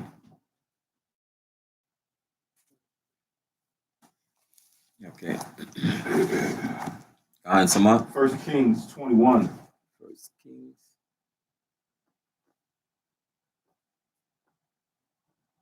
21:7. I'm gonna read down to 13. So this is 1 King Kings. Ahab with his wife Jezebel. Yeah. Jezebel is the song. But anyway, Ahab wanted this other man's vineyard. He sent message to him to find out if he can sell him his vineyard. This man's name was Naboth, and Naboth was like, "No, I can't sell you my father's inheritance." And Ahab was mad. His wife came and said, "Aren't you the king? Aren't you this? You know what? I'll take care of it for you." Right? So this is what we're about to read. So this is 1 Kings 21:7. And Jezebel, his wife, said unto him, "Dost thou now govern the kingdom of Israel? Arise and eat bread, and let thine heart be merry. I will give thee the vineyard of Naboth the Jezreelite." So she wrote letters in Ahab's name and sealed them with his seal, and sent the letters unto the elders and to the nobles that were in his city, dwelling in with Naboth. And she wrote in the letters, saying, "Proclaim a fast, and set Naboth on high among the people, and set 2 men, sons of Belial, or sons of the devil, the deceiver, or slanderer, before him, to bear witness against him, saying, Thou didst blaspheme God and the king, and then carry him out and stone him that he may die. And the men of his city, even the elders of the nobles who were with the inhabitants in his city, did as Jezebel had sent unto them, and as it were written in the letters which she had sent unto them. They proclaimed a fast and set Naboth on high among the people. And there came in 2 men, children of Belial, and sat before him. And the men of Belial witnessed against him, even against Naboth, in the presence of the people, saying, Naboth did blaspheme God and the king. Then they carried him forth out of the city and stoned him with stones that he died. Right. So now, after he died, of course, what happens? Ahab gets his vineyard, right? And you're like, well, damn, that's kind of messed up, right? This guy got lied on, said that he got blasphemed on, and he was blaspheming against the king. If you remember, this is what they were trying to say Yahushua was doing, right? They were trying to catch him blaspheming. Same thing when he was like, they said, he's trying to make himself equal with God. He's blaspheming. He's the son of God. He's blaspheming. Mm-hmm. Blaspheming requires you to be stoned. You got to be put to death, right? So then if you jump down to verse 17, it says, and the word of the Lord came to Elijah the Tishbite, saying, arise and go down and meet Ahab, king of Israel, which is in Samaria. Behold, he is in the vineyard of Naboth, whither he's gone down to possess it. And thou shalt speak unto him, saying, thus saith Yahweh, hast thou killed and also taken possession?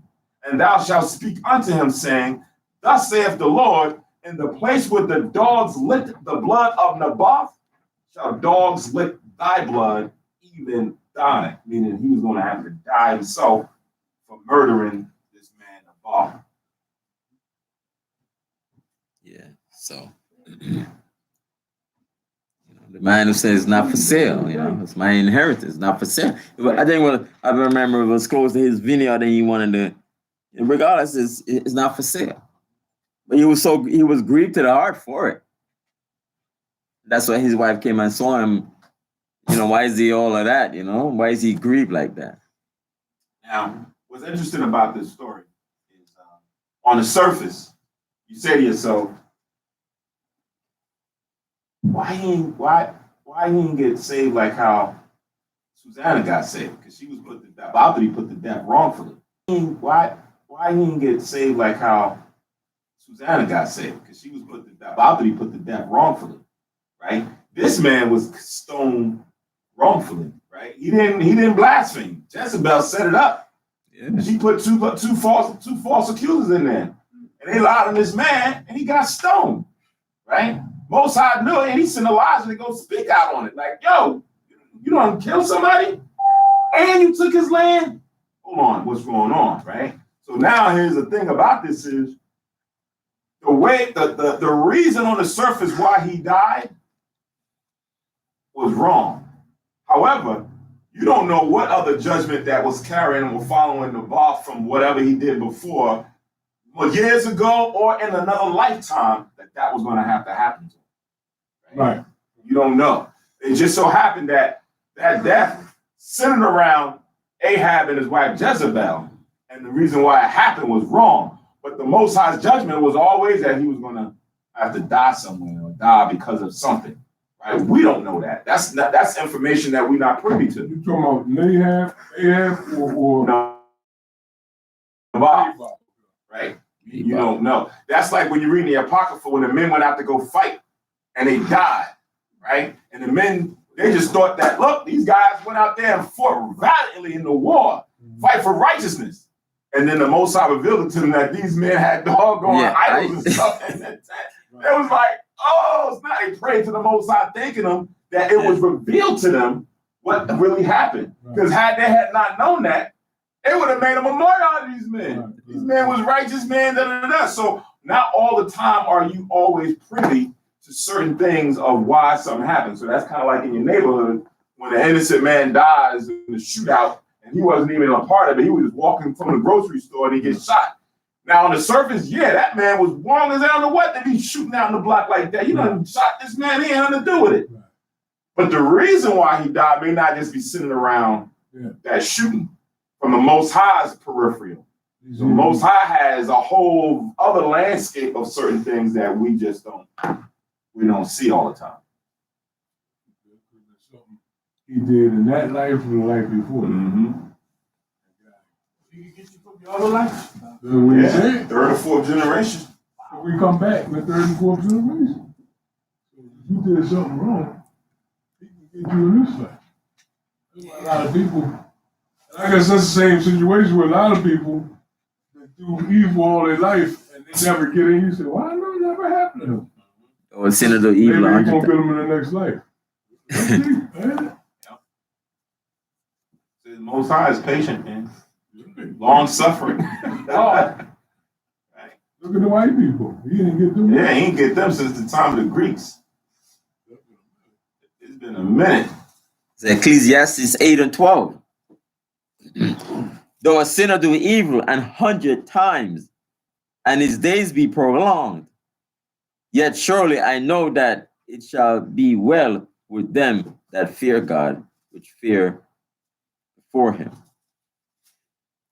Esau doing all kind of crazy stuff. It's like, and sometimes Jay go out there, they're like, all kind of stuff happening to them, you know? Oh, that's why it's going to be quick. He's going to come down and kill them real fast. In an hour.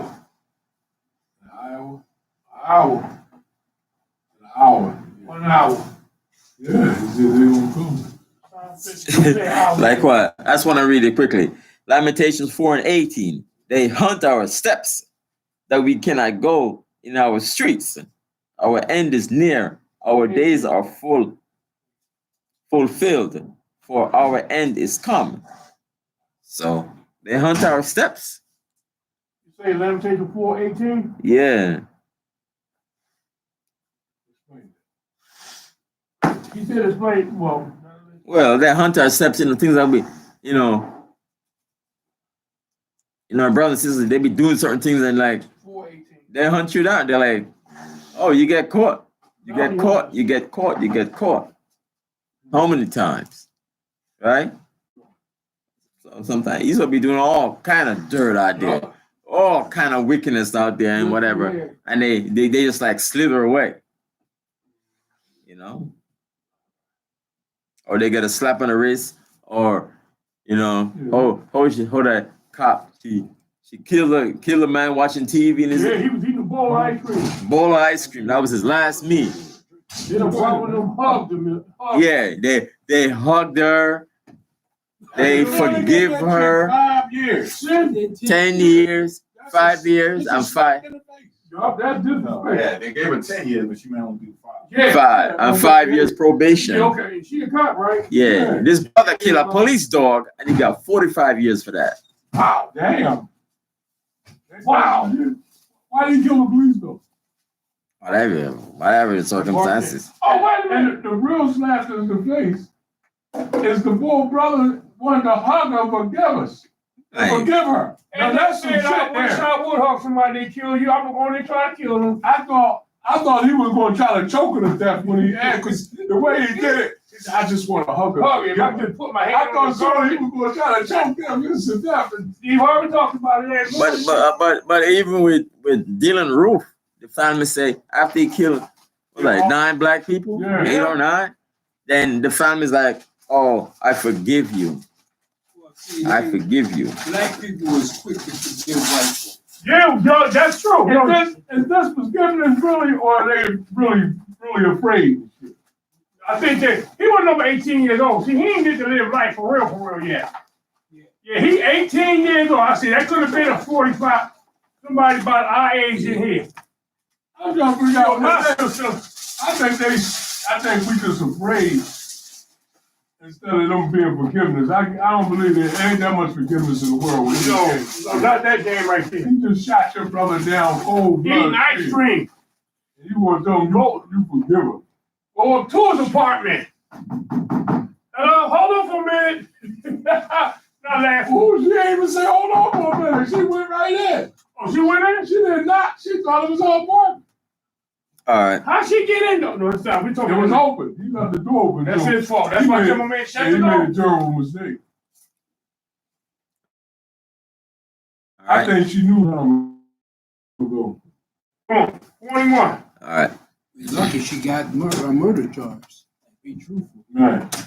Verse 21. For her, read Psalms 109. For every one of them.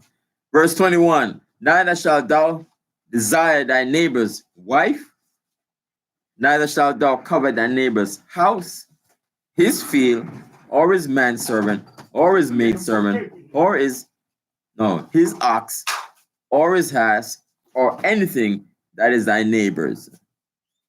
So you don't covet your neighbor's stuff. So that's what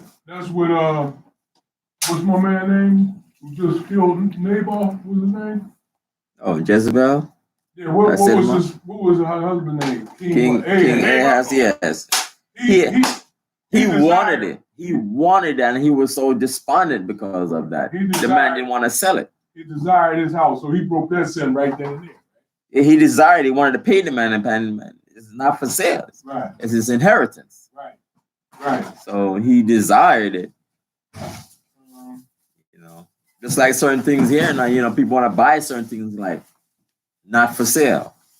Mm-hmm. I remember, even try to sell it, but his wife said, set up the man to be killed. All right, verse 22. These words the Lord spake unto all your assembly in the mount out of the midst of the fire of the cloud and of the thick darkness with a great voice. And he added no more, and he wrote them in 2 tables of stone and delivered them unto me.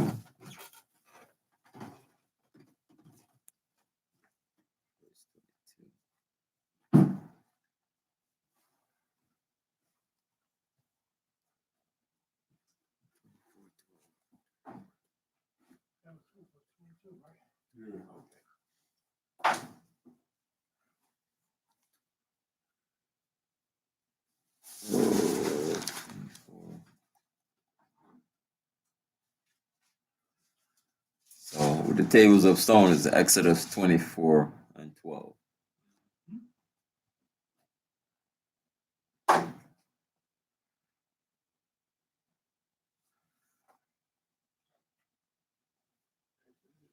Verse 23. And it came to pass, when ye heard the voice out of the midst of the darkness, for the mountain did burn with fire, that ye came near unto me, even all the heads of your tribes and your elders. Behold, and verse 24, and ye said, behold, the Lord our God had shown us his glory and his greatness, and we have heard his voice out of the midst of the fire. We have seen this day that God doth talk with man, and he liveth. So, like I said, it said nobody nobody sees the face of God and live.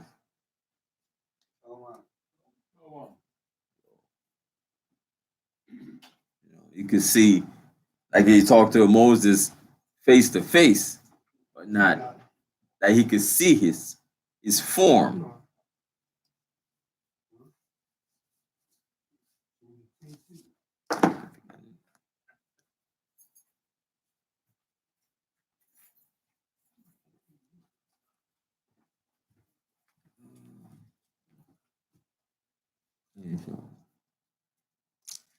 Yeah, I forget.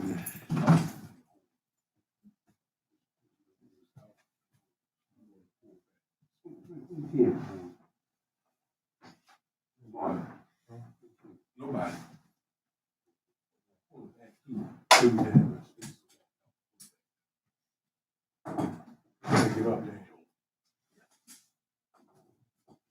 I forgot the scripture, but seeing his form. Verse 22. Verse 25. Verse 25. No, therefore, why should we die? For this great fire will consume us. If we heard the voice of the Lord our God any more, then we shall die.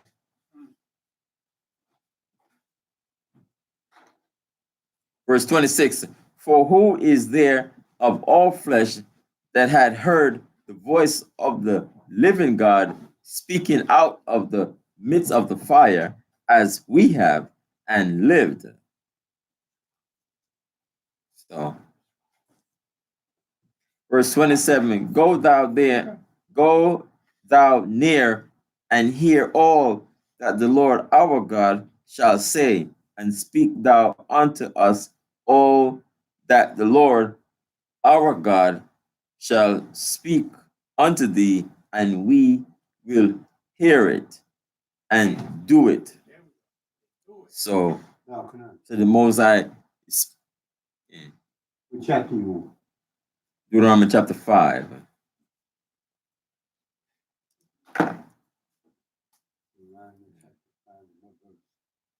We're in 27.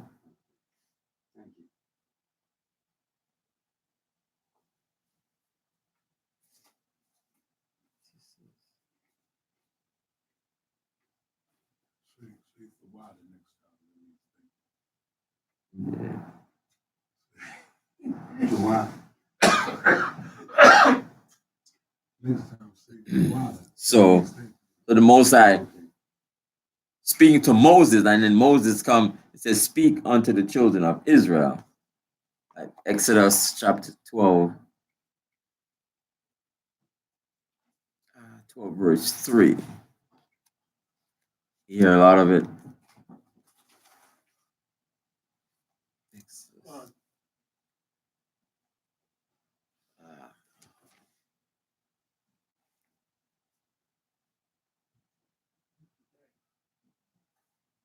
Yeah, it says, speak ye unto all the congregation of Israel, saying, yeah, with the Most High.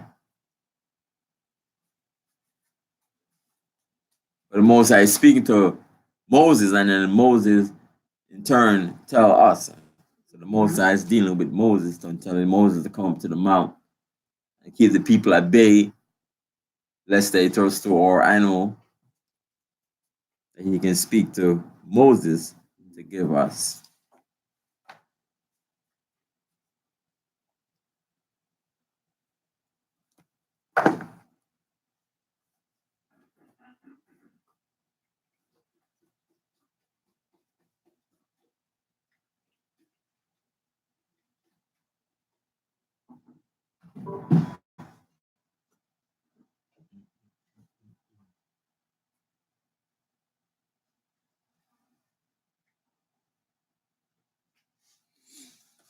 Okay.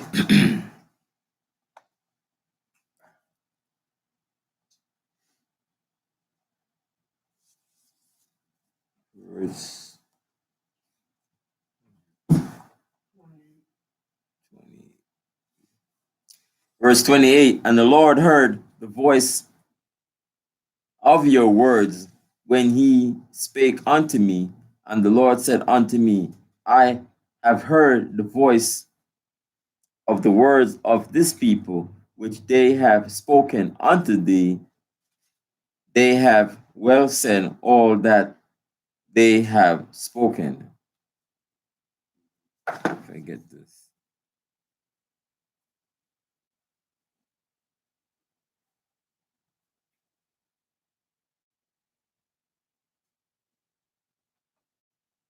Exodus 19 and 8.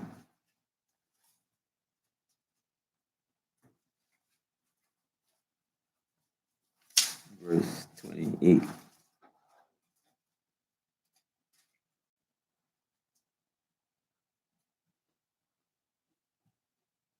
Exodus 19 and 8. Zachary, read it for me, please.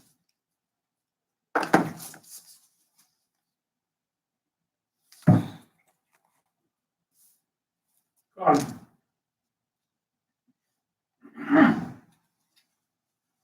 Con. And all the people answered together and said, all that the Lord has spoken, we will do. And Moses returned the word of the people unto the Lord. Yes. So that's for verse 28. Yes. Verse 29. Oh, that they were such an heart in them that they would fear all my commandments always, that it might be well with them and with their children forever.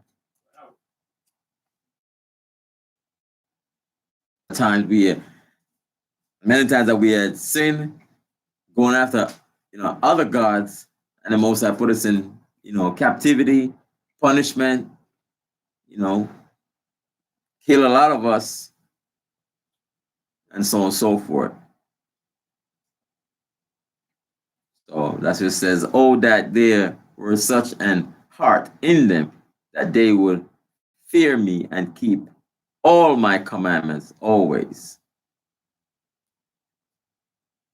So that's why in Hebrews 8 and 8 that we read earlier, he's going to put in our inward part. So we're going to keep the law, statutes, and the commandments. And then we're going to teach the other nations. Because only we know the breakdowns of this Bible. Verse 30, go say to them, get you into your tents again. So we dwell in tents.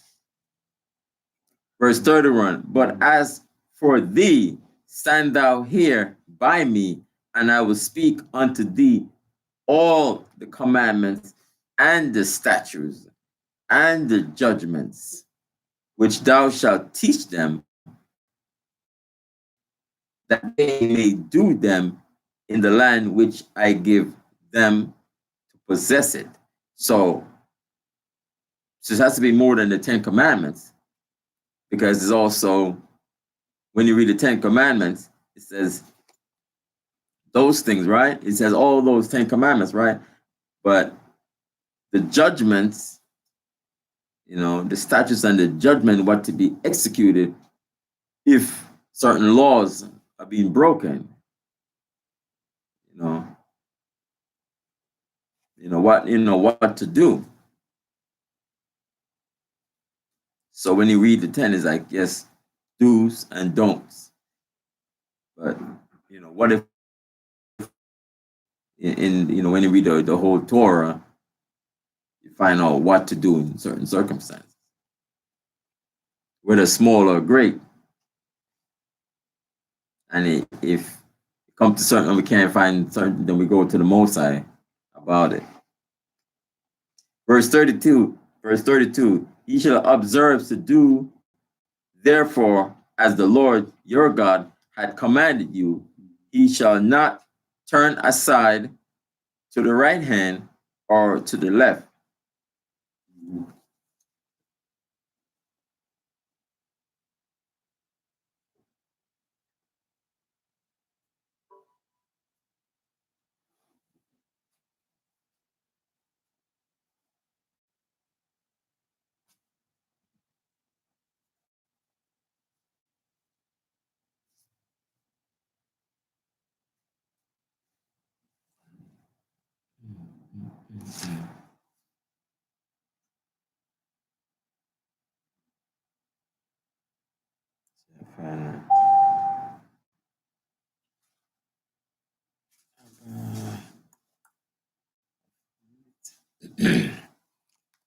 Real quick.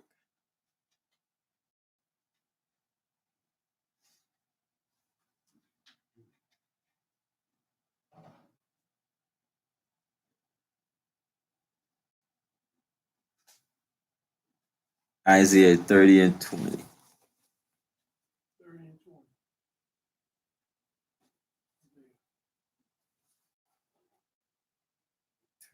and 20. 30 and 20.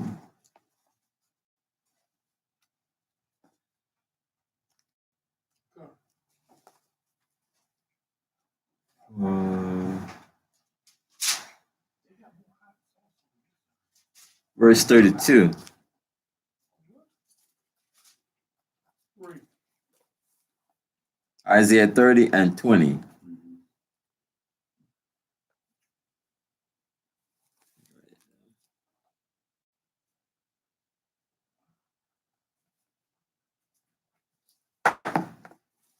So, Carl, read it for me, please. You got it? Isaiah 30 and 20? Oh, yeah. Got it. And though the Lord give you the bread of adversary and the water of Verse Verse, yeah. what's that? Verse 30, chapter 30, verse 20. And though the Lord give you the bread of adversary, Adversity. and the water of affliction, yet shall not thy teacher be removed into a corner anymore, but thy eyes shall see thy teacher, Keep reading.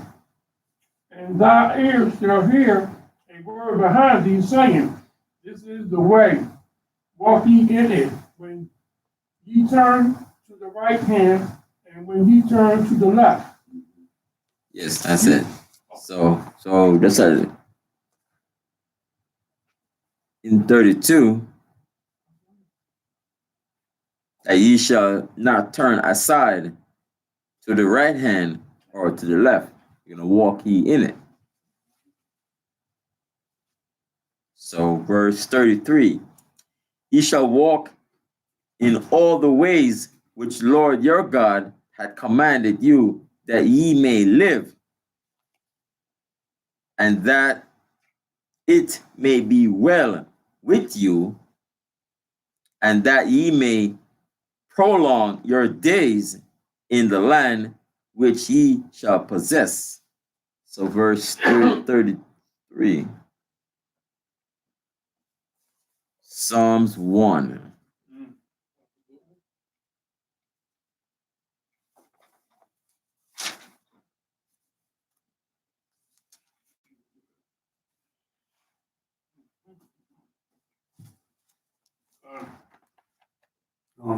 what?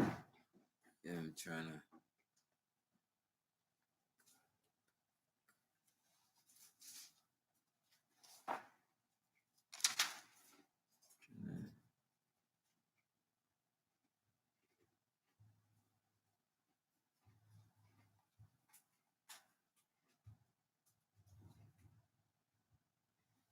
That is in the part that says, and that it may be well with you.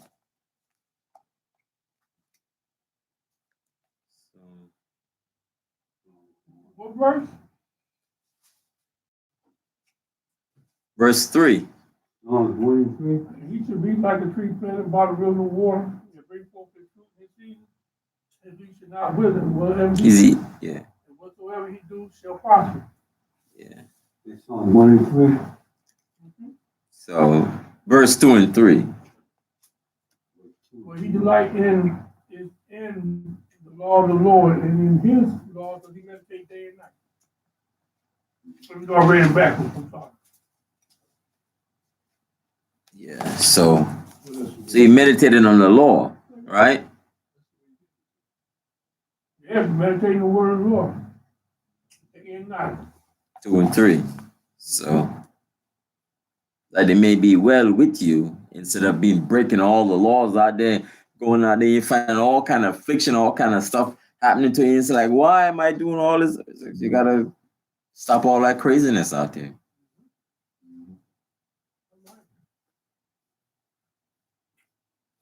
So that's Deuteronomy chapter 5. We can take a half an hour break. Now it's 2 o'clock.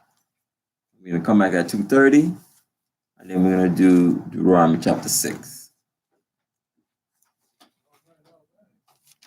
All right. Oh, Kantama. All right. Still the Sabbath, no killing of the fire, doing your own pleasures. Yeah.